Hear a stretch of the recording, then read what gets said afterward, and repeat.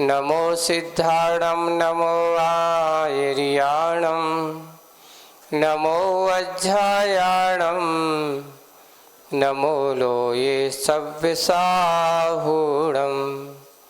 बोलो शासन नायक भगवान महावीर स्वामी की, मूल नायक देवादिदेव 1008 श्री चंद्रप्रे भगवान की जय हो। परम पूज्य आचार्य गुरुदेव श्री विद्यासागर जी महाराज की जय हो। अहिंसा परमो धर्म की जय हो। परम पूज्य मुनि सागर जी महाराज की जय। समस्त मुनि संघ की जय।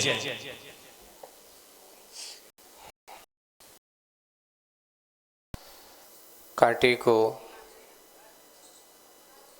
शिल्पी के माध्यम से सद साहित्य के रहस्य का अवलोकन कराया गया। जैसे ही उसे साहित्य की सही विवक्षा की गई या एक उसका व्याख्यान किया गया, साहित्य का रहस्य उसे समझ में आया, उसके जीवन में वो कहता है शांति की श्वास लेता है। सार्थक जीवन ही सर्जक है शाश्वत साहित्य का, ऐसा कहा गया। वही सर्जक यानी सही सार्थक जीवन ही सर्जक है शाश्वत साहित्य का। इस साहित्य को आंखें भी पढ़ सकती हैं, कान भी सुन सकते हैं, भी हाथ भी कर सकते हैं। यह साहित्य जीवंत है ना। ये साहित्य कैसा है? जीवंत है। के पन्नों पर साहित्य नहीं होता, ये पन्नों पर तो शब्दों का अंकन होता है। साहित्य का सृजन जो होता है, वह सृजनता वो सृजिता के हाथ में होता है। लिख करके सद्विचारों को शब्दांकन कर दिया जाता है, शब्दों को उस रूप में परिवर्तित किया जाता है और कांटे के माध्यम से उस साहित्य की अच्छी व्याख्या यहाँ पर शिल्पी के माध्यम से की गई। जब उसने यह व्याख्या सुनी तो उसकी एक परिणति के बारे में लिखा जा रहा है कि देखिए, इस बार पेज नंबर 111 है ना। इस बार तो कांटा जब उसने इस शांत व्याख्या को सुना, व्याख्या को सुनकर के उसकी आनंद की अनुभूति है। इस बार तो कांटा कांता समागम से भी कई गुना अधिक आनंद का अनुभव कर रहा है, करता है। कितना आनंद का अनुभव हो रहा है, कई गुना आनंद का अनुभव करता है। माथा फटा माथा होकर भी देखिए उसका माथा कैसा है, फटा माथा होकर के भी साहित्य का मंथन करता, बहुत अच्छे से उसका मंथन कर रहा है। घायल है, माथा फटा हुआ है ना, कांटा का, फिर भी वह मंथन करता है। मनमथ मंथक बना हुआ, मनमथ अर्थात जो अपने मान का मर्दन कर देता है उसको कहते हैं मनमथ, है ना। जिसने अपने मान सम्मान को मार दिया है या ये कहो कि मिटा दिया है, उसको कहते हैं मनमथ। यानी मन के मैल का जिसने मंथन कर दिया उसका नाम है मन मथ। मन का मैल क्या है? तो कसाई ही मन के मैल है, मान ही मन का मैल है, राग देश ही मन का मैल है। सबसे ज़्यादा मन मैला अगर आदमी का है तो इसके कारण से, किसके कारण से? कहीं कसायों के कारण से, इंद्रियों के विषय भोगों के कारण से, उसने अच्छे से अपना मनमत कर लिया, यानी मन बिल्कुल साफ हो गया, बिल्कुल मंथक बना है वह करने वाला कौन? देखो, कपड़ा साफ हुआ, पर कपड़ा का साफ किसने किया? जिसका कपड़ा है उसने किया। मन साफ हुआ, किसने किया? तो मन को साफ करने वाला भी वही है, मन को गंदा करने वाला भी वही है, जिसका मन है, कोई दूसरा नहीं होता। बस यही बात अपन को भी समझना है, हमारा मन हमारे हाथ में है। आप चाहो तो गंदा बना सकते हो और आप चाहो तो साफ कर सकते हो। हाथ में, आपके हाथ में सब कुछ है। आप चाहे तो कसायों से भर सकते हो और आप चाहो तो कसायों से दूर कर सकते हो। और जब तक अपनी कसायों की परिणति है तब तक अपना मन मत हो ही नहीं सकता। यहाँ साहित्य का मंथन करता मनमत मंथक बना हुआ कौन? कांटा। वह कांटा, उसका माथा साहित्य रस में डूबा। किस में डूब गया है?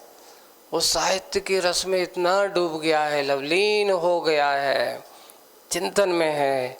उसको क्या लग रहा है? भोर विभोर हो, ऐसा लग रहा है। जैसे प्रातः काल में भोर और विभोर का अर्थ था तो आनंद, आनंद का अर्थ होता है। विभोर का अर्थ है आनंद से भरा होना। भोर यानी जैसे प्रातः काल के वातावरण में इतना पवित्र आनंद भरा होता है कि जो अगर उस प्रातः काल की ऊर्जा को ग्रहण करे तो उस आनंद की अनुभूति को कहा नहीं जा सकता। अब ये बात अलग है कि लोग 8-9 बजे उठे वालों से पूछे कि भोर को आनंद का होता, तो उन्हें नहीं आता। भोर का आनंद अगर लेना है तो बिल्कुल प्रत्युष बेला में उठ कर के आप थोड़े खुले आसमान की ओर देखने की कोशिश तो करिए। एक बार आप लोगों को मैं बराबर हमेशा कहता हूँ कुछ हो कि जो व्यक्ति सुबह जल्दी उठते हैं और सुबह की जो एनर्जी को ग्रहण करते, लेकिन कभी कभार हम क्या करते हैं, खुले में जाने की चेष्टा नहीं करते। आप सुबह उठो और थोड़े से 5-10 मिनट के लिए थोड़ा बाहर जाने की चेष्टा हुई। आपको होता ये कि उठ तो जाते और होते ही हम बैठ जाते, माला फेरने लग जाते।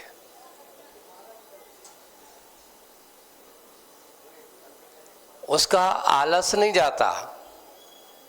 थोड़े आप लोग घरों में रहते हो, अपने घर की थोड़ी छत पे जाओ, घूम के आओ खुले में, 1-2 चक्कर लगा लो अपनी छत पे वहीं। और अगर आप इतना करेंगे, उस समय एक और ध्यान रखना, कई लोग क्या करते कि ठंडी लग रही तो बहुत सारे कपड़े पहन लेते हैं। थोड़ी सी ठंडी सहन करो। उस समय हम थोड़े से वातावरण की, प्रकृति के उस वातावरण को, थोड़े से शरीर को खुला रखो। सुबह की जो ऊष्मा है, सुबह की जो ऊर्जा है आपके शरीर में आती है, वो ऊर्जा आपके शरीर में एक ताजगी, एक आरोग्यता प्रदान करती है। अगर हम अच्छे से आरोग्यता को पाना चाहते हो तो सुबह के वातावरण का आनंद लें। यहाँ वही बात, साहित्य के रस में ऐसा डूबा जैसे भोर विभोर हो। भोर का अर्थ सुबह का जो आनंद है, ऐसे भोर विभोर प्रातः काल। देखिए जब चिड़ियों की चहचहाट होती है, बिल्कुल सारा वातावरण प्रकृति खिल उठती है, ऐसे 1-8 घंटे बाद फिर वो आनंद नहीं रहता। धूप अगर निकल आए और फिर बाद में ज़्यादा से ज़्यादा सूर्योदय के 10 मिनट तक जो आनंद की अनुभूति होती है वो, उसके बाद तो फिर तेज हो जाता है। एक और है, आचार्य श्री कहते थे हम लोग अजमेर में थे, एक बार सुनाया था उन्होंने, और ज्ञान सागर जी महाराज और अजमेर के चतुर्मास के दौरान वहाँ सूर्योदय होता था सामने से, बिल्कुल जहाँ हम लोग कहाँ रुके थे तो वहाँ बिल्कुल सामने, कमरे के सामने, खिड़की खोलो बिल्कुल दरवाजे के सामने बिल्कुल सूर्य दिखता था उगता हुआ है, ऐसा बिल्कुल। तो हम सुबह से उठकर की खिड़की खोल देते थे और सूर्य को देखते थे, त्राटक करते थे, सूर्य त्राटक। आपको भी इसमें त्राटक होता है, एक चंद्र त्राटक होता है, एक दीप त्राटक होता है, सूर्य त्राटक हर किसी को नहीं करना, पहले उसको समझ लेना, नहीं तो आप लोग उसको कर दो तो गड़बड़ हो जाता है। उसको समझदार की निगरानी में पहले किया जाता है, ऐसा नहीं है कि हम किसी भी वक्त कर दें।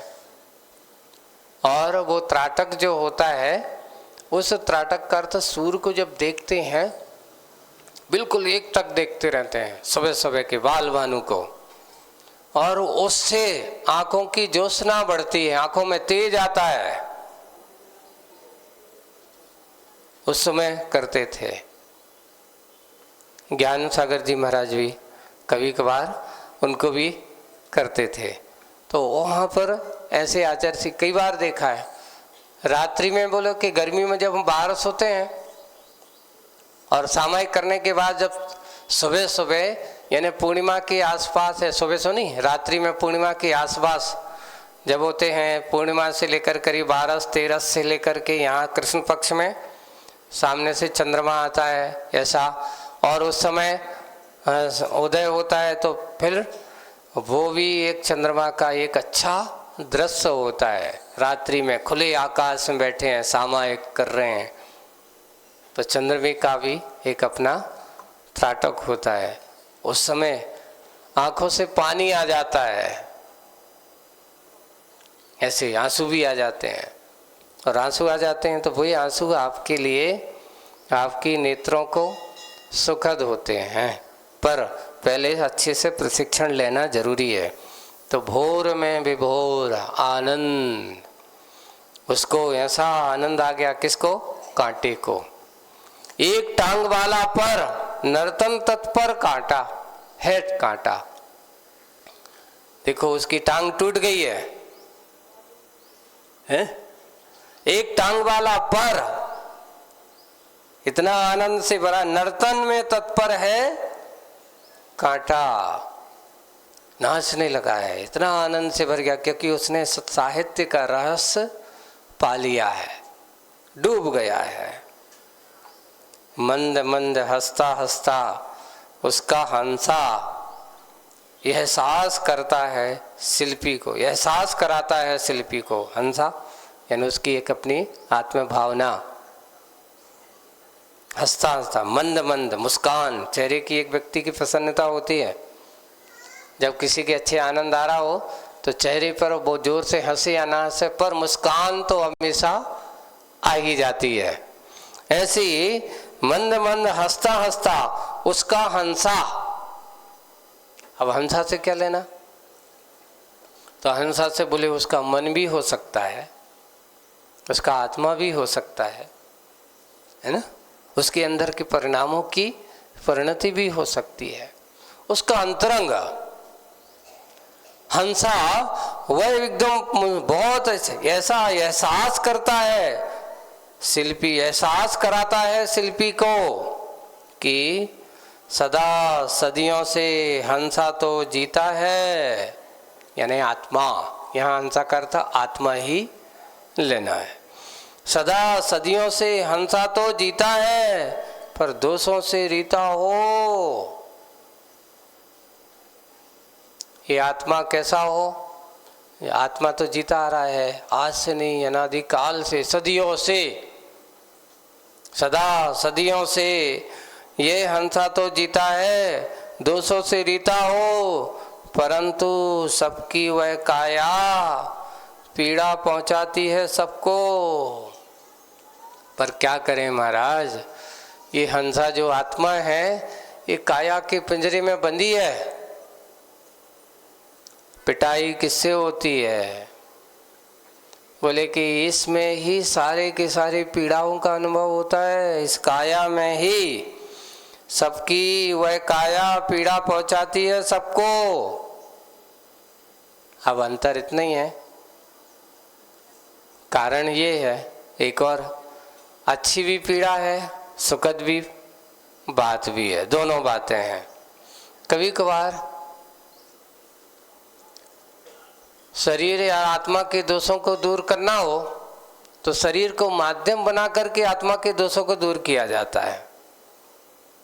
कैसे? आचार्य जी का एक उदाहरण बहुत अच्छा है। ये बताओ, आप दूध गर्म करते हो कि तवेली गर्म करते हो? हैं? कोई पूछे तुमने क्या कर रहे हो तो कहते दूध गर्म कर रहे हैं। तुमने आग पर दूध रखा कि तवेली रखी?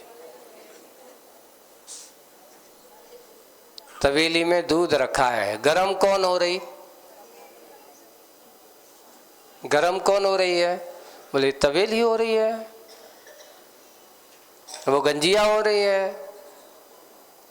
गरम आग का सामना कौन कर रही है? सीधी तवेली।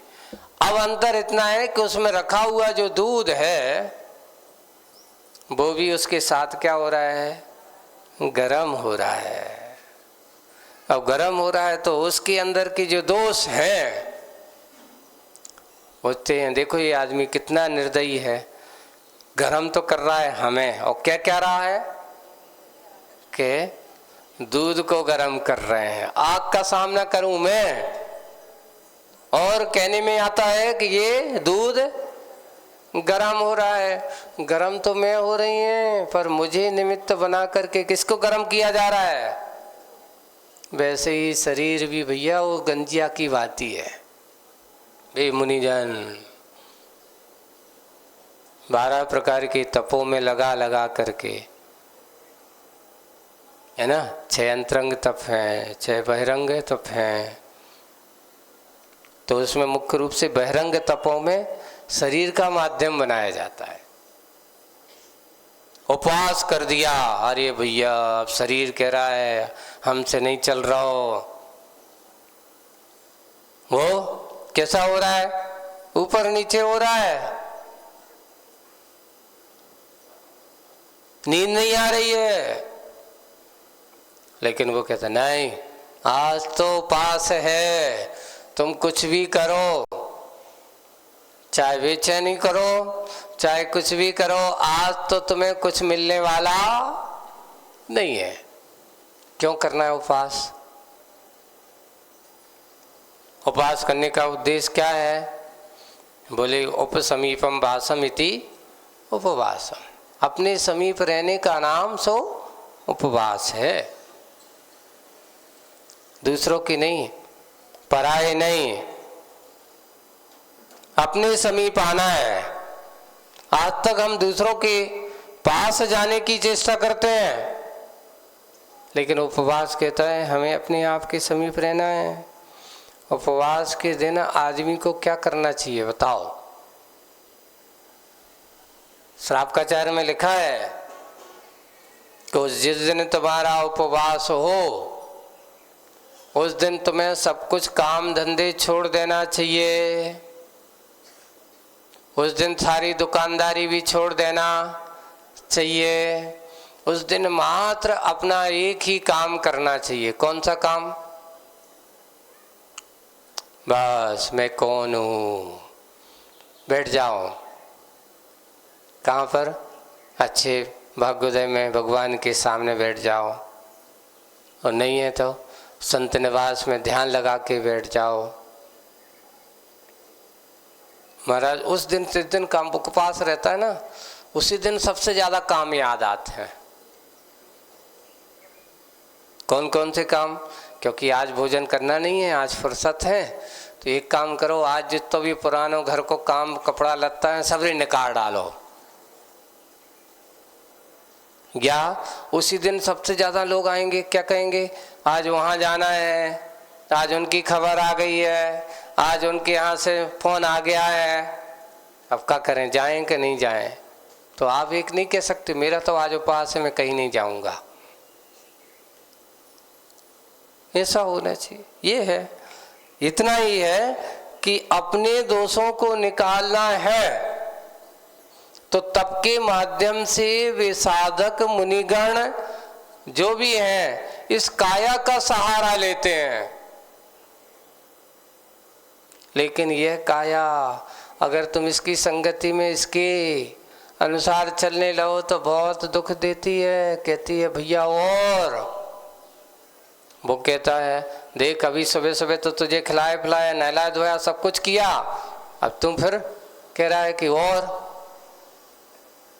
अभी से नाश्ता पानी कर लिए, अब कहता और। 12 बजते नहीं तो कहती और, 2-3 घंटे होते नहीं तो कहती और।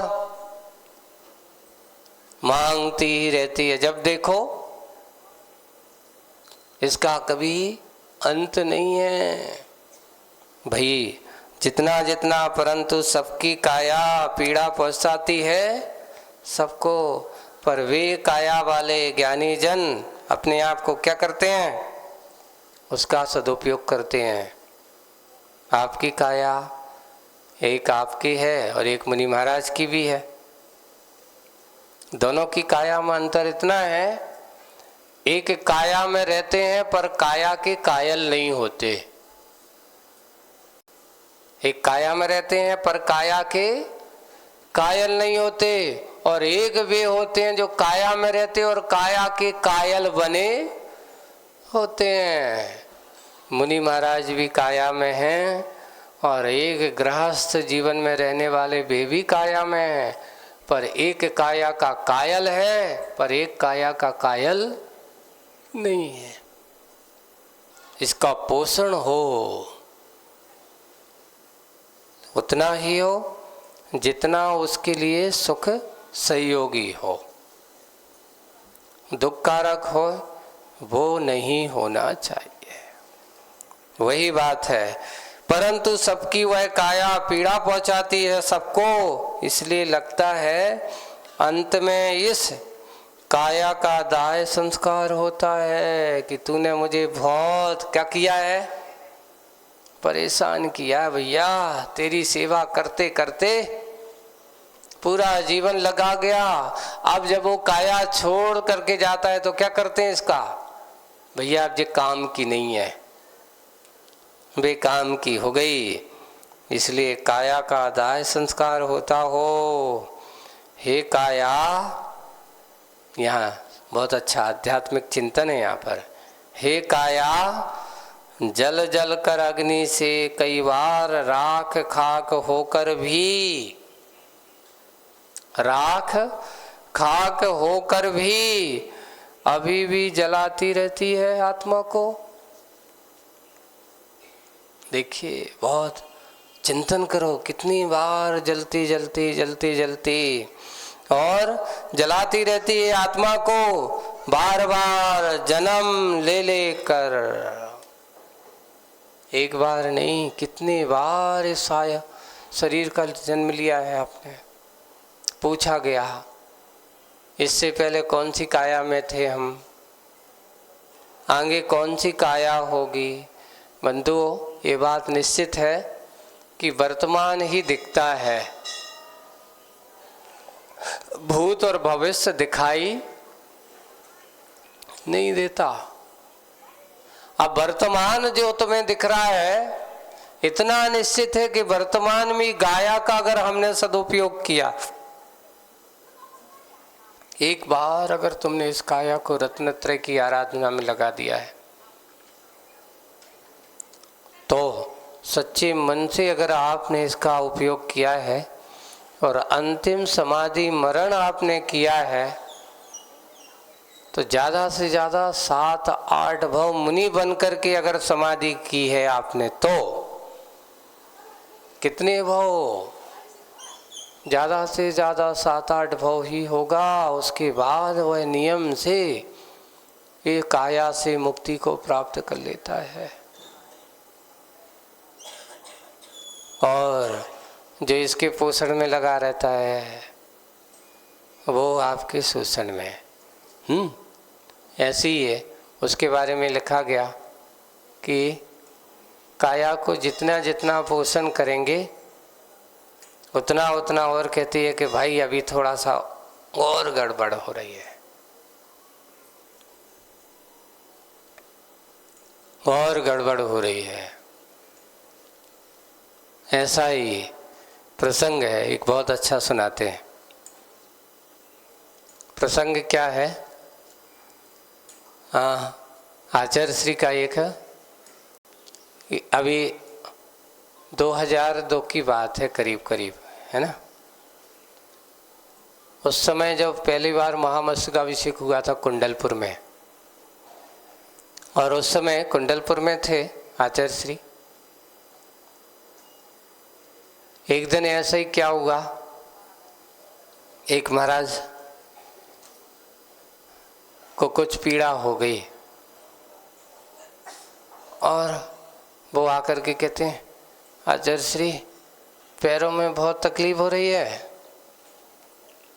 ना, ये घुटने में चलते नहीं बन रहा है, और कमर भी बिल्कुल, रात्रि में इतना दर्द था, बहुत दर्द था। अच्छा, बहुत दर्द था। तो फिर तो लगता है अपना बुढ़ापा आ गया। नहीं आचार्य जी अभी बुढ़ापे, अभी कहाँ, अभी हमारी 30-32 साल की तो उम्र है। सही रही, अब तो अपन बूढ़े, एक तुम 32 साल में जब इतना तकलीफ हो रहा, घुटने दर्द करने लगे हैं, कमर दर्द करने लगी है, तो ये तो बुढ़ापे के संकेत हैं। और हम तो तुमसे ज्यादा बूढ़े हो गए भाई। तुम्हारी उम्र अभी कितनी है? अच्छा आचार्य जी ऐसा नहीं है, वो तो कल से बुखार जो आ रहा है उसके कारण से ऐसा हो रहा है। अरे बुखार हो, आपको ये बताना चाह रहा हूँ कि ये बताओ कि आपके शरीर में अभी बुढ़ापे जैसी पीड़ा हो रही कि नहीं हो रही है? हाँ ये तो हो सकती है, हो रही है, लेकिन अब क्या करें बताओ, कुछ उपाय बताओ, करना क्या है? करना कुछ नहीं है, ये सोच लो कि जब मैं बूढ़ा होऊंगा तभी ऐसी देह जर्जर हो जाएगी, उठते नहीं बनेगा, चलते नहीं बनेगा, कमर में दर्द होगा, तो उस समय मुझे क्या करना? उस समय अपन क्या करेंगे? घर चले जाएं छोड़ छाड़ करके? नहीं, ऐसा हो ही नहीं सकता। उस समय अपने आप को यही होना चाहिए, काया की पीड़ा जितनी देखो, शरीर की पीड़ा देखोगे, ये तो थोड़ा सी बुखार आता है तो सबसे पहले कहता है कमर दर्द कर रही है। तो हम क्या करें? सब कुछ छोड़ छाड़ करके कहाँ चले जाएं? सीधे भाग्योदय अस्पताल में भर्ती हो जाएं? नहीं, ऐसे समय में ज्ञानी जन कहते हैं कि जो तुम्हारा नियम है, काया की दास्ता स्वीकार मत करना, ये तो इसका प्रभाव है। थोड़ी भी प्रतिकूलता आती है और ये अपनी प्रतिकूलता दिखाना लगती है। ऐसे समय में अपने आप को सावधान रहो, वहां चिंतन करो ये मुख माटी का, रे काया कितनी बार जल जल कर, अग्नि से कई बार राख खाक होकर भी उसको संबोधन दे। अगर जिस दिन तुम अपने शरीर को संबोधन देने लगो, ऐसा सोचो, उस समय आपका वैराग्य जरूर बढ़ेगा। पीड़ा में, कष्ट में, ऐसा उस शरीर के बारे में चिंतन करना, कितनी बार जल जल करके साग में राख खाक होकर भी अभी जलाती रही, अभी भी जलाती रहती है। किसको? मेरी इस आत्मा को। बार बार कहती, अब हिम्मत नहीं है भैया, अब क्या करें महाराज, खूब इच्छा होती है भाग्योदय आवे की, क्या करे, पर शरीर कहता है तेरी हिम्मत नहीं है। एक बार किसी ने लिखा, कल तो कहते थे कि उठने की हिम्मत नहीं, आज दुनिया से उठने की हिम्मत आ गई। कल तो कहते थे उठा नहीं जाता, आज दुनिया से उठने की हिम्मत आ गई। बोले कि देखो आज तो यहाँ कह रहे थे अभी हम जा नहीं सकते, और कह रहे अब तो हम यहाँ से हमेशा के लिए चले जाते हैं। यही है संसार की विचित्रता, काया की विचित्रता है। बस अभी तो जलाती रहती है आत्मा को बार बार जन्म लेकर। एक बार नहीं, कितनी बार जन्म ले चुके हो, कितनी बार और लेना है पता नहीं है। आज ये बहुत अच्छा वैराग्य का प्रसंग आपको उस काया के उस कांटे के माध्यम से सुनने को मिला है। वो तो बहुत प्रसन्न हो गया, बड़ा प्रसन्नता के साथ भरा हुआ। इधर लेखनी कह उठी, आगे बढ़ते हैं। प्रासंगिक साहित्य विषय पर कि लेखनी के धनी लेखक से और प्रवचन कला कुशल से भी कई गुना अधिक साहित्यिक रस को आत्मसात करता श्रद्धा से अभिभूत श्रोता वह। ऐसा जो सच्चा श्रोता होता है, जब जो लेखक के द्वारा ऐसे साहित्यिक विषय की लेखनी के जो धनी अच्छे जिनने लिखा है, मूक माटी के लेखनी के धनी पूज्य आचार्य भगवान ने जो जब लिखा है, तो आपको मालूम है एक मूक माटी लिखी कैसे गई, एक विषय है, बहुत अच्छा प्रसंग है, आचार्य जी ने सुनाया था। आचार्य जी आप जब मूक माटी लिखते थे तो उस समय आप कैसा चिंतन करते थे? बोले कि निरंतर जब कोई लेखन होता है तो दिमाग कहाँ लगा रहता है? उसी में लगा रहता, धुन जैसी रहती है। पक्की बात, सत्य है। कई बार आचार्य जी कह रहे थे, कई बार मुझे ऐसे कुछ शब्दों में अटक जाता था कि इसका अनुप्रास बनाना है, इसका ऐसा करना है, इसके बाद क्या होना चाहिए, सोचते सोचते सो जाता था। और कई बार कविता स्वप्न में बन जाती थी। देखिए इसका असर ऐसा है। फिर आप क्या करते थे? जिस समय आप मालो चिंतन करते थे उसी समय आप लिख लेते होंगे। बोले कि मैंने रात में आज तक कभी कलम नहीं चलाई। आचार्य जी ने कभी रात में नहीं लिखा मूक माटी को, कभी नहीं लिखा। रात में बोले कि मैन्युफैक्चरिंग चलता था दिमाग में, और जैसे ही सुबह आचार्य भक्ति हो जाने के बाद जंगल जाते हो, जंगल से वापस आने के बाद फिर क्या है, जो रात भर का जो विचारों का, उसमें कहते आचार्य जी कहते इतना सोचता, इतना विचार आते थे, इतने विचार आते थे, अगर पूरे के पूरे विचार शायद लग जाते तो ऐसी डबल मूक माटी हो जाती। लेकिन लिखने जब बैठते थे तो बस जो शब्दों का चिंतन है, लिखते जाओ। मैंने ये लिखा गया कि कभी रात्रि में मूक माटी को मैंने एक शब्द भी, और दिन भर लिखते। सोचो कि सन 84 में मूक माटी प्रारंभ हुई है लिखना, और सन 87 में लिख करके पूरी हो गई। 3 साल इतना मंथन चिंतन है।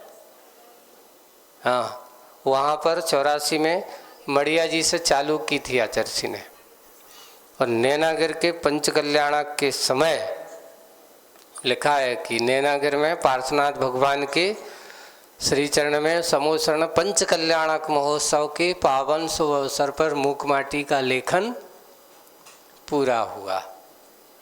ऐसा इतना चिंतन। ये मत सोचो कि कोई साहित्य के सृजन करते समय लेखक मात्र 2-4 दिन में लिख देता है। कोई भी कृति का सृजन होता है तो वर्षों लग जाते हैं, और इतना निश्चित है कोई भी लेखन चलता है तो वो आपसे बात भी करता है। कभी कभार कुछ ऐसा होता है ना, बातचीत करते करते उसको समाधान मिल जाता है, शब्द की संयोजना हो जाती है, कविताएं लिख जाती हैं, अनुवाद हो जाते हैं, क्योंकि दिमाग में हमेशा वही घूमता रहता है। और वही होता है। ऐसे ही लेखन की प्रासंगिक साहित्य विषय पर लेखनी के धनी लेखक से और प्रवचन कला कुशल से भी कई गुना अधिक, ये बात ध्यान रखना, बड़े बड़े प्रवचनकार जितने बोल देते ना, उससे कई गुना, बोलने से कई गुना अधिक साहित्य रस को आत्मसात करता कौन? श्रद्धा से अभिभूत श्रोता हुआ। यानी सुनाने की अपेक्षा से पढ़ने में साहित्य के रस का आत्मसात करता है, पढ़ने में बहुत आनंद आता है। वह श्रद्धा से अभिभूत होता है वह श्रोता। प्रवचन श्रवण कला कुशल है। प्रवचन, वह श्रोता कैसा है? प्रवचन श्रवण कला कुशल है। हंस राजहंस सादृश, हंस और राजहंस सादृश कैसा? नीर क्षीर नीर विवेकशील वाला। जैसे हंस की विशेषता क्या होती है? आप हंस को दूध, एक कटोरी में दूध भर कर के दो, हंस कभी भी पानी का सेवन नहीं करता। उसकी चोंच में एक ऐसी विशेषता होती है कि दूध तो पी लेगा, यानी उसमें से पानी को वहीं छोड़ देगा। क्षीर नीर विवेक वत, ऐसा कहा गया। शील वाला, जैसे राजहंस या हंस जो होते हैं, दूध में पानी मिला हुआ है पर वो पानी को ग्रहण नहीं करता। वो किसको करता? सारभूत तत्व को ग्रहण करता है। वैसे ही प्रवचन श्रवण कला में जो कुशल होता है वो हंस राजहंस सादृश क्षीर नीर विवेकशील वाला। यह समुचित है कि रसोइया की रसना रसदार रसोई का रसास्वादन कम कर पाती है। एक रसोइया है, वह रसोई तैयार करता है, बनाता है। उससे पूछा कि भाई ये बताओ, तुमने बना के तो सबको खिला रहे हो, तुमने कितना खाया? पता चला कि उसको खाने के लिए कुछ सब दूसरे खा के चले जाते हैं, पर वो स्वयं उसका स्वाद नहीं ले पाता। वही बात है कि यह समुचित है कि रसोइया की रसना रसदार रसोई का रसास्वादन कम कर पाती है, लेकिन जो सुनने वाले हैं ऐसे ही। वही बात प्रवचन काल में प्रवचनकार, लेखन काल में लेखक, वह दोनों लौट जाते हैं अतीत में, अपने खोज से पुराने स्मरण उसमें खोज में चले जाते हैं। आप जो यहाँ पर बोलना हो रहा है, अब पुरानी बातें जो हमने सुनी हैं कि आचार्य भगवान ने ऐसा कहा था, अतीत में चले जाते हैं। अब कोई लेखक है, जब वो लिखता है तो एक मुख माटी में कहीं ना कहीं आप देख रहे हो, बचपन के उदाहरण भी आचर्षी के आ रहे हैं कि एक कुम्हार कैसा घड़ा बना रहा है, अभी और बताए, कैसे मिट्टी को रौंदेगा, कैसे मिट्टी को ला रहा है, कैसे गधे के पीठ पे लाद रहा है, कैसा कांटा भी उस मिट्टी के बीच में कहीं ना कहीं देखा होगा। वही है जो व्यक्ति ने देखा होता है। व्यक्ति के व्यक्तित्व, उसके अंतरंग की अनुभूति होती है कविताएं। बिल्कुल, उसने जो अपने आचरण में पुराना जो ऐसा डला हुआ है, देखा हुआ है, कभी कभी व्यवहार में ऐसा व्यवहार होता है, कभी कभार बातचीत के अंतर से ऐसा कुछ बातचीत हो जाती है। उन बातचीतों को अच्छे से शब्दों में संयोजित करके आप लोगों के सामने रख दिया जाता है। वही है प्रवचन काल में प्रवचनकार, लेखन काल में लेखक, वह दोनों लौट जाते हैं। कहाँ पर? अतीत में।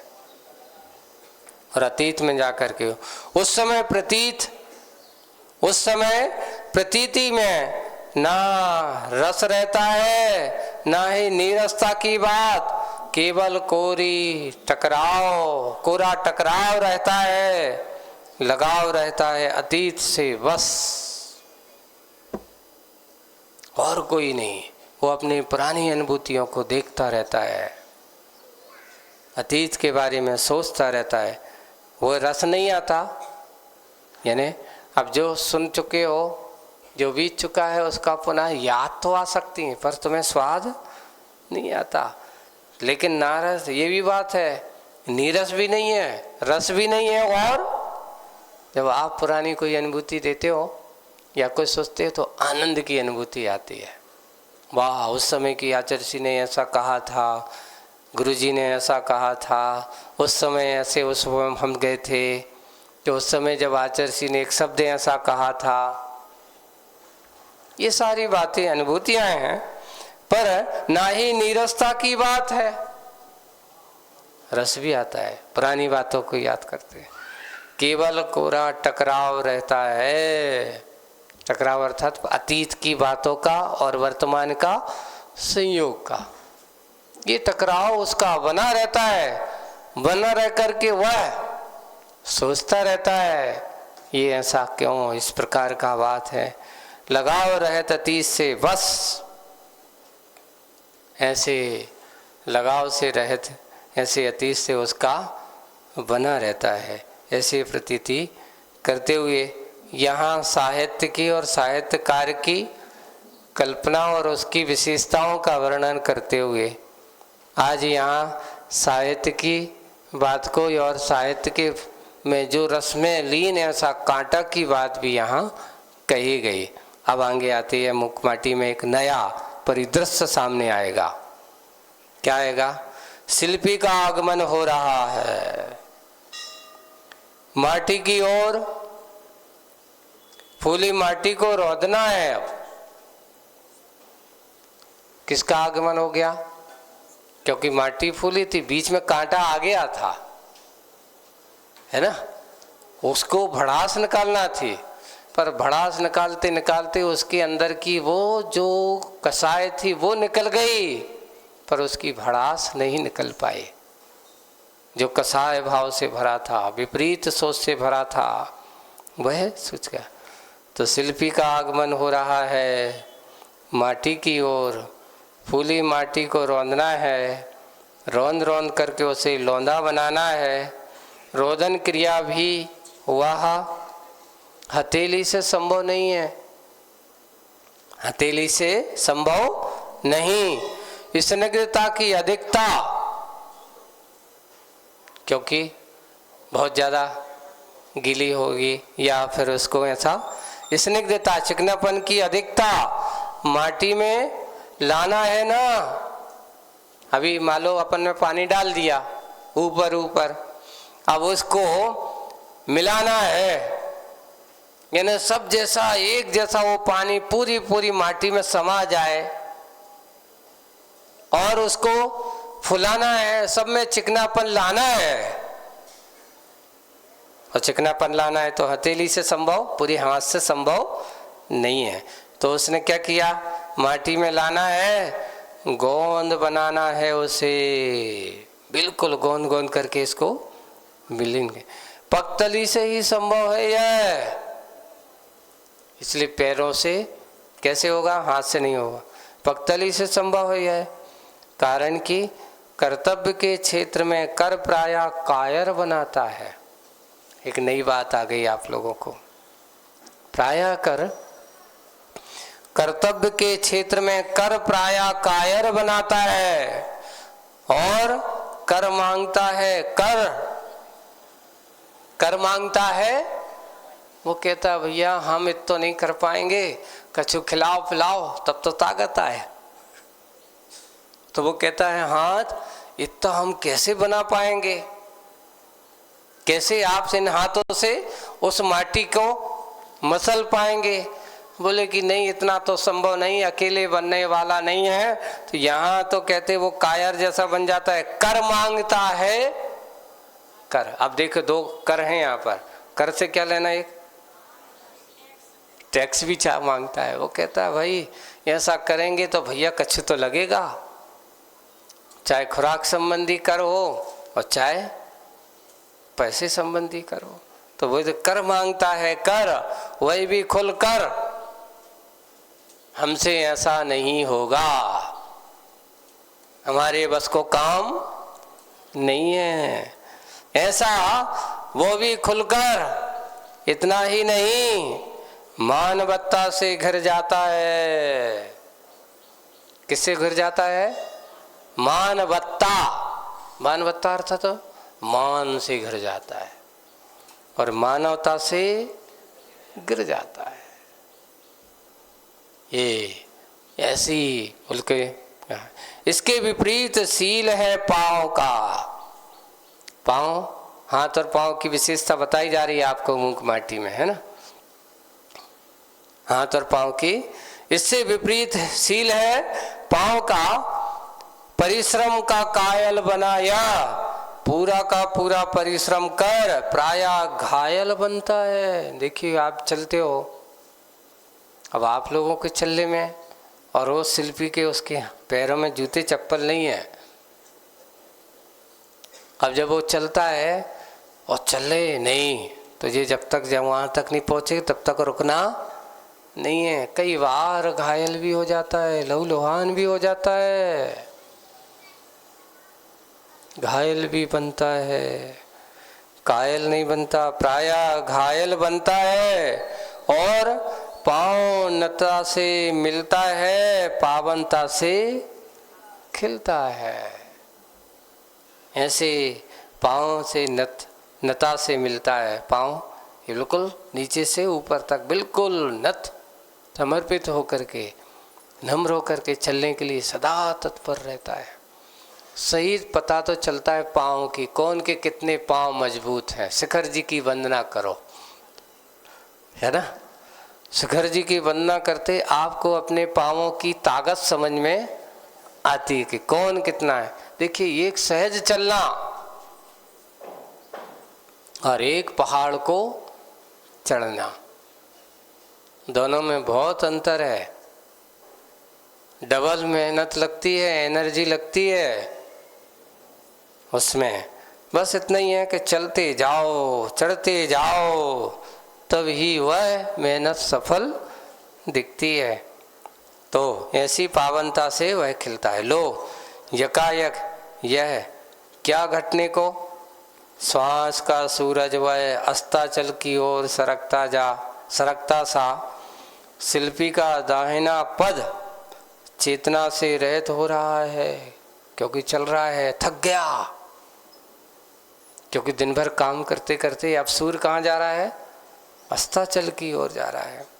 और शिल्पी का दाहिना पद चेतना से रहित हो रहा, खून का बहाव था जिसमें उस पद में अब खून का जमाव हो रहा,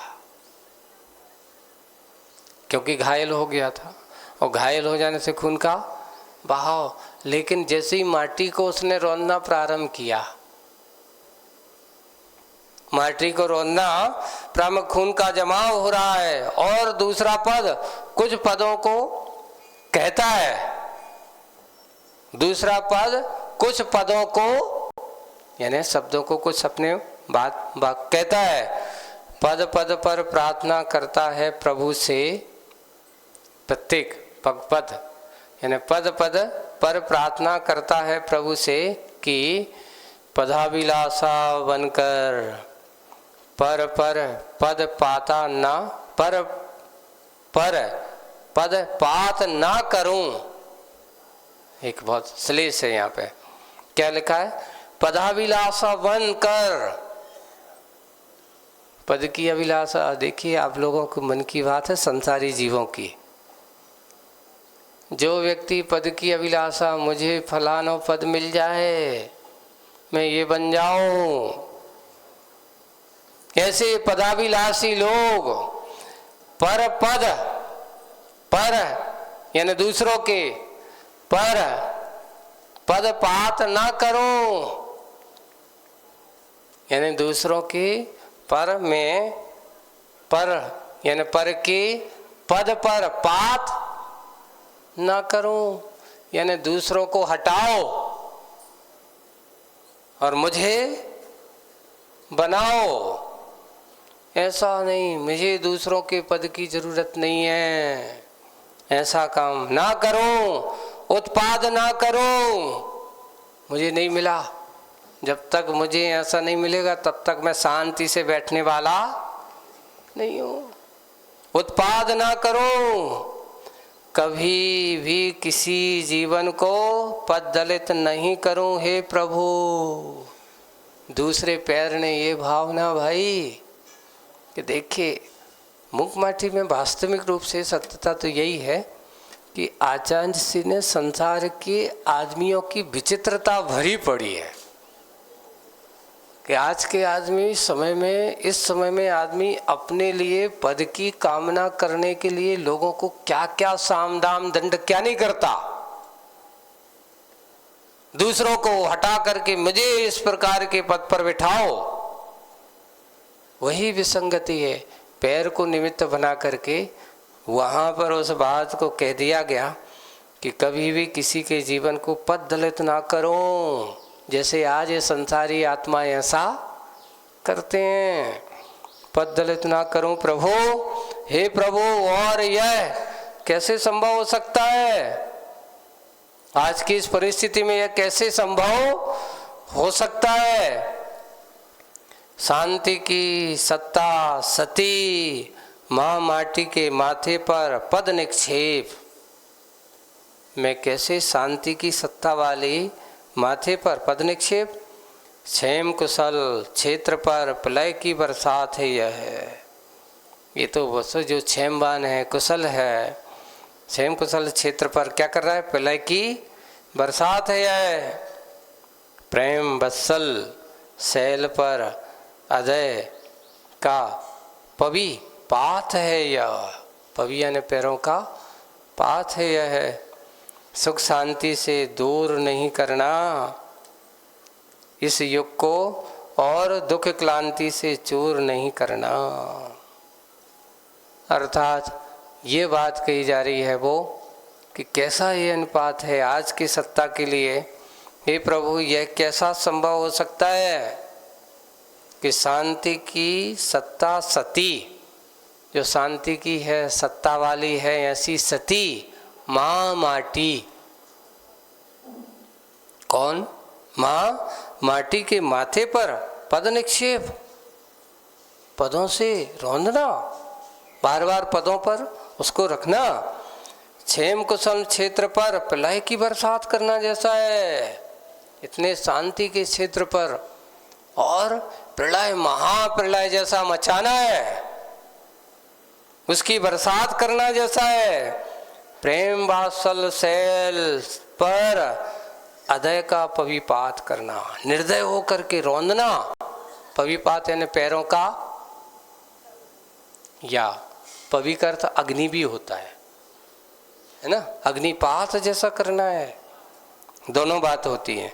सुख शांति से दूर नहीं करना इस युग को। मेरी एक ही भावना है कि इस युग को सुख शांति से दूर नहीं करना, दुख क्लांति से चूर नहीं करना, यानी दुख और शांति से इसको भरना नहीं है। मेरी तो यही भावना है कि सब जगह सुख शांति का वातावरण। ऐसे पैरों के माध्यम से एक नया प्रसंग आप लोगों के सामने यहाँ पर रखा गया है। आगे की बात और भी है, और क्या होगा, अभी माटी को रौंदने की क्रियाएं चालू होगी, और उसके लेकिन इधर ये भी कहा कि इस रौंदने में कहीं ना कहीं ऐसा तो नहीं है कि उस शांति के प्रतीक माटी के ऊपर अन्याय हो रहा हो, लेकिन नहीं, वो बात यहाँ पर और विशेष रूप से आगे आएगी। आज बस इतना ही। बोलिए परम पूज्य आचार्य गुरुवर श्री विद्यासागर जी महाराज की जय।